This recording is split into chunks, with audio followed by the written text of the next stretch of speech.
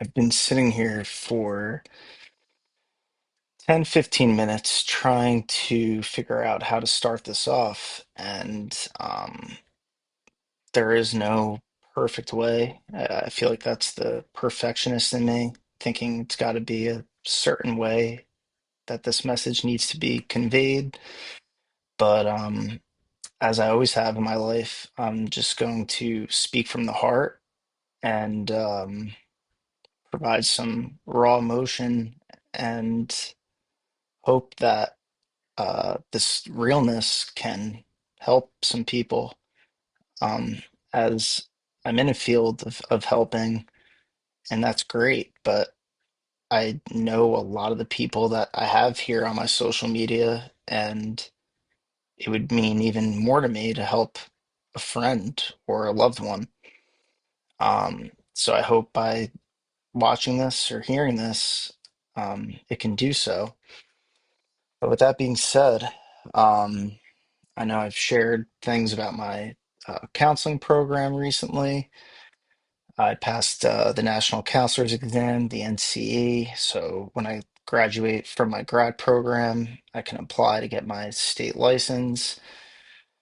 Um, doing really well at my internship site.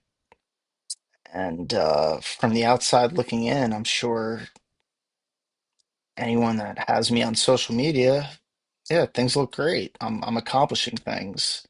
And in our society, I feel like we get so wrapped up in, productivity and accomplishments, but that isn't necessarily a metric for, um, being healthy physically and or mentally. And I can objectively say for a long time now, I haven't been healthy. Um, Quite honestly, I think back and, you know, I often think,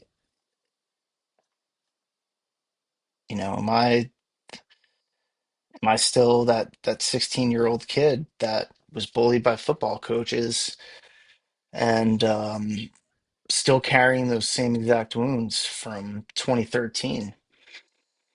Um, that's a hard pill to swallow when you're 28 years old and still living as that same boy, striving for validation and drowning out that pain, that PTSD with distractions and numbing yourself. Um, it's a pretty shitty feeling when here you are working at a methadone clinic with clients who struggle immensely with mental health and or substance use. I believe everyone has their own opinions with substance use. I believe it's either mental health or co-occurring. You don't have just substance use. I didn't mean to hit the end button, so I'm just gonna blend these two videos together, but um, I don't want it to seem too chopped or edited. And I'm kind of glad I accidentally hit the end there because I was starting to go on a tangent, but basically I was just trying to sum it up and say that someone is struggling with addiction, whether that be a process, behavioral addiction like gambling, sex, whatever, or if it's a substance. um, I think there's underlying mental health issues at play, hence some having, a co-occurring disorder or comorbid, whatever you want to call it. Um, Going back to me, um, a lot of my I've always been the same person at the core, but I think a lot of my values uh, bent a little bit, um, more than a little when that bullying event occurred to me, and I was essentially ostracized by what felt like an entire town. All of my former friends, their parents, not talking to my parents either, my brother losing friends. Um, and I wouldn't want it any other way. It gave me this fire, a purpose, passion, multiple passions, but it still sucks. It's still something that at times I wish didn't happen. There's many times I think back to a few weeks before the bullying occurred, and I'm talking to a defensive coordinator at Georgetown and hoping I can maybe play Division I football because 16-year-old Anthony, that's all I cared about was playing football at the next level. And sure, um, that wasn't in, my set of cards. Um, would not have wanted it any other way. Going to St. Joe's and meeting all the amazing people I did there. Um, but when you put so much energy and time into a craft, into, you know, passion, and mine was football, to not be able to reap the benefits of that when you know you were pretty good, that can be tough sometimes. Um, excuse me. So, kind of going back to things looking good externally. And I shared at the methadone clinic, I'm working with clients that are suffering immensely, dealing with homelessness, fear of having their Medicaid or Medicare slashed, um, like the most unimaginable realities these people live every single day. And here I am providing psychotherapy, support, offering love, all of these things. And I feel like the biggest hypocrite in the world because um, here I am struggling with my own addictions behind closed doors, um, on and off since the bipolar diagnosis in the summer of 21. I've had stints of sobriety with weed and then I go back. Um,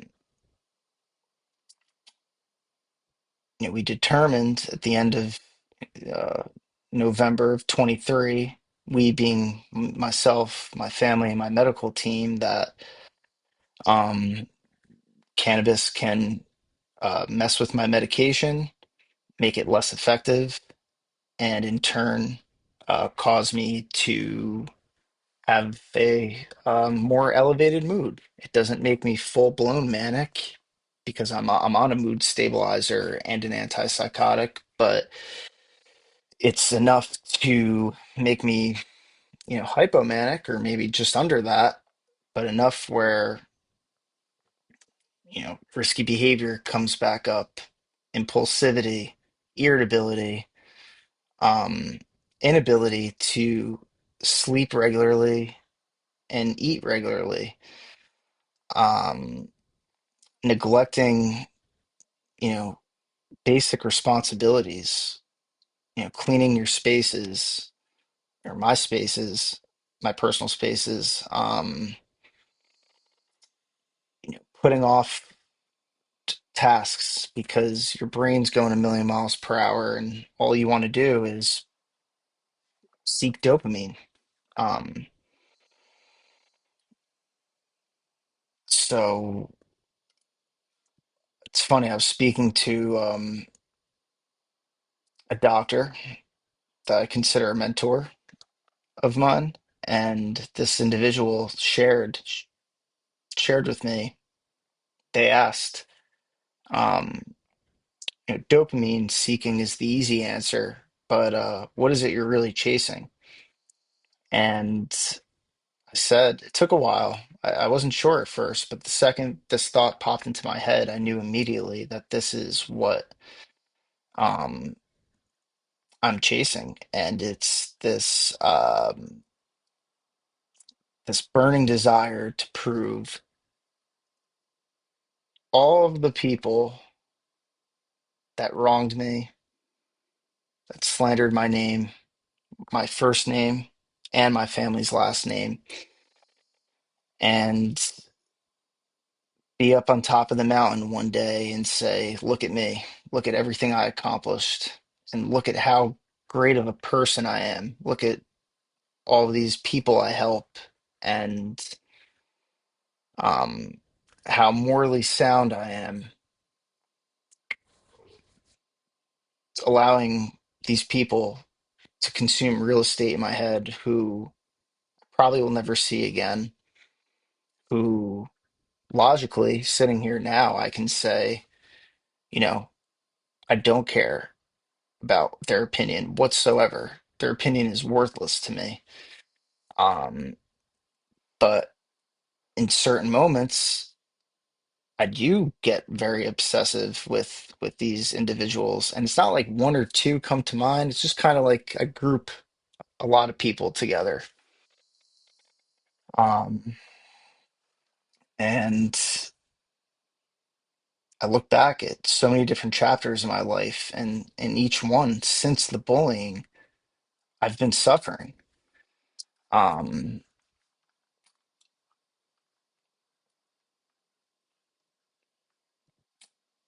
you know, I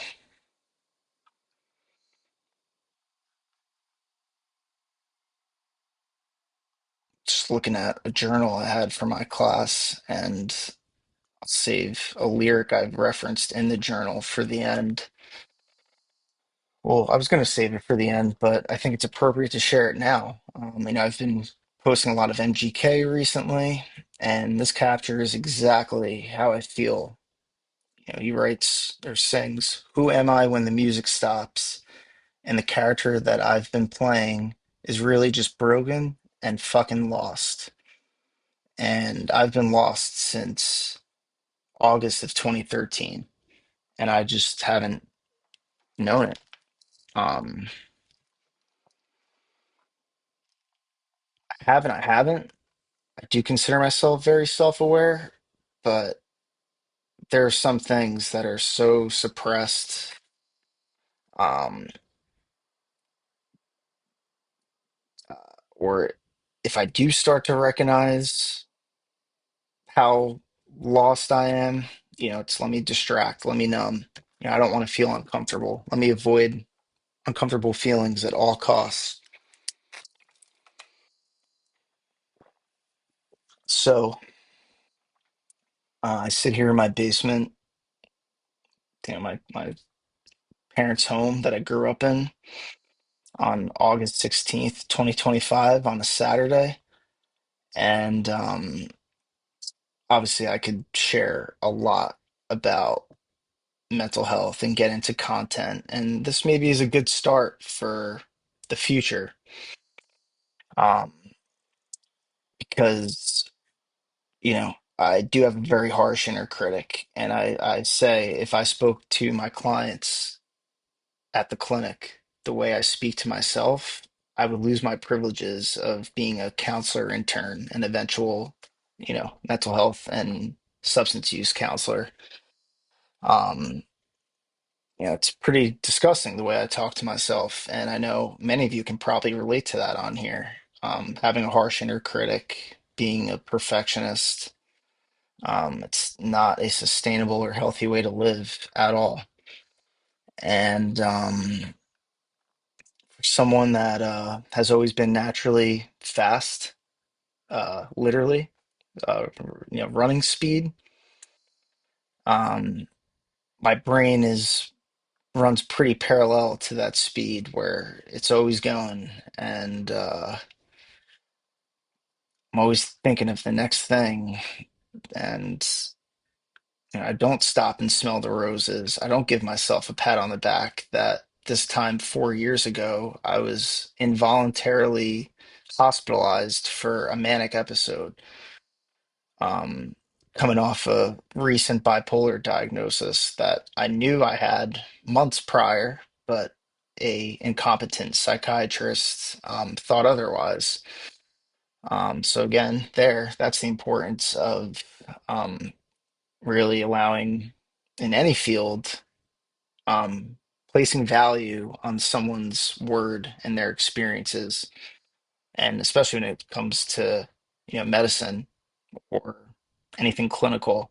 Um, the client, the patient, their input is quite important because they're the only ones in their head. But I'm going on a bit of a tangent. I do think everything I shared in this is applicable. Um, Again, I know it's a two-part vid that might be a little awkward. I didn't mean to hit the stop button, but I think it's good. So I'm starting to go on a tangent. And why am I doing this?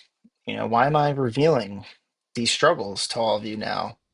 You may ask. Well, my therapist a few weeks ago recommended IOP, um, intensive outpatient. For those who don't know what that is, going 3 to 5 days a week to a facility, an outpatient facility where um, you go either morning hours or evening hours if you work. Um, and it's essentially just group therapy, different types of groups, process groups, trauma groups, excuse me, um, music therapy, art therapy, and then you get individual therapy. You meet with the psychiatrist.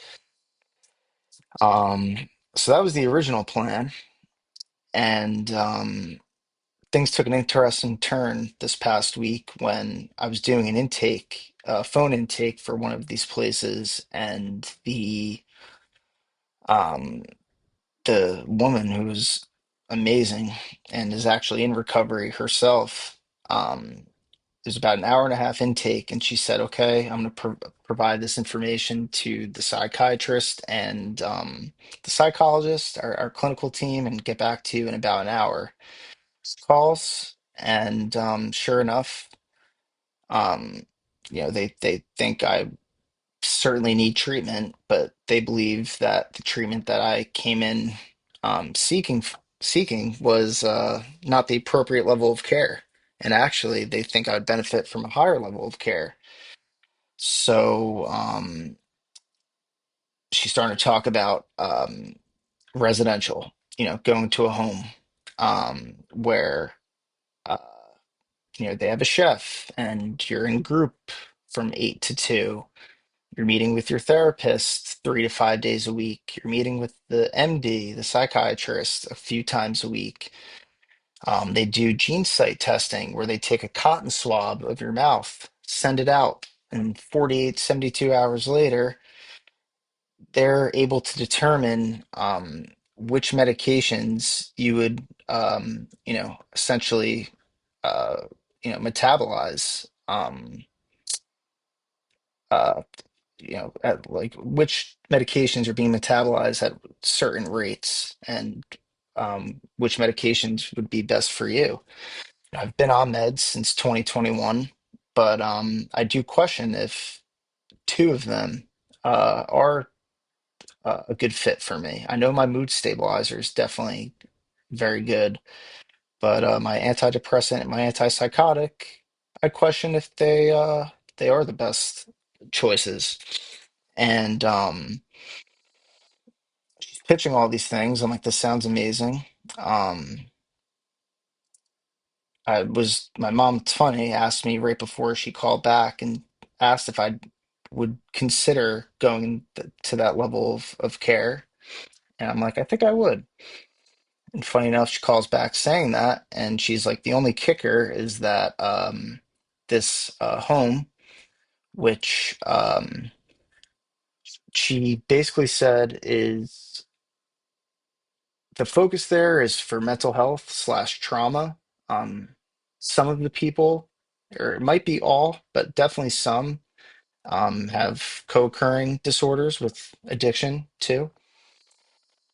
Um, but it is essentially rehab. And her kicker was that it is in Irvine, California. So I know that was a very long-winded response. For those that do know me pretty well, I have a tendency to give long-winded answers.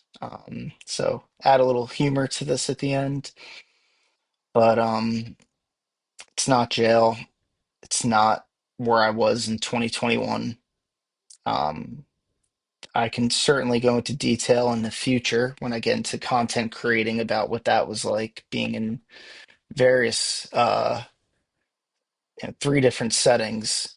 In a 22-day stretch or in a 25-day stretch, I spent 22 nights in a hospital, three different hospitals, or two different hospitals, one behavioral health facility, and I'd love to get into that one day on here. This is not that. This is a beautiful ranch on a cul-de-sac that has so much to offer, and um, most importantly, I need this hard reset in my life because I cannot allow these issues to reemerge when I'm a husband, when I'm a father. Um, Most importantly, because I'm single right now with no kids, the loved ones that I do have that are upstairs and can't hear me right now. My mom, my dad, my brother who's down in Florida, my grandmas, my aunts and uncles, my cousins. Um, you know, but especially my nuclear family, my mom, dad, and brother have been through a lot. I've my I slash my chemical imbalances slash issues have put them through a lot, and I simply cannot allow these things to come back up in life again and impact them. I can't allow these complications to reemerge in the future and impact my licensure, impact my clients, but most importantly, myself. Um, I really do struggle with a lot of things, evidently, but big one is you know, hoping that I can live without the constant need for external validation, hoping that that inner critic can diminish or dissipate rather. Um, I'm just, now I'm not going off the rip because still got that little journal for my class, the MGK lyrics on it. And I'm like, is there anything I missed? But I'm gonna be okay. I want this. No one's making me do this. If anything, my parents were asking if I'd be more open to New Jersey. And, California is a lot. Here in New Jersey, we could still visit. And I wish I could get the best of both worlds. I wish I could be in California and have them still see me, a few times a week. But unfortunately, I cannot heal in the place that hurt me, and that is this area, you know, my hometown and that this general area of North New Jersey. Um, so that's basically it. I'll be there about a month, and um, I'm just very eager to get the ball rolling and you know, not run from this, but run through it. To the irony, the football in the background and me talking about football. No, I was never a big guy, but uh, I never shied away from, like, if I had to put my shoulder pads down and try to run through someone, I was never afraid to do that. And that same sentiment applies to this. And there's an amazing Michael Jordan commercial, Jordan brand, and it's called Break to Build. And it's more sports oriented for the sport fans, but that's saying break to build. I need to break down, the old foundations of this house that it's clearly not worked. So, thank you for those that have been along this journey with me, that have provided, continuous love and support. And thank you to those that spent almost 25 minutes listening to this. But God bless. I love you all, and I'll be back soon.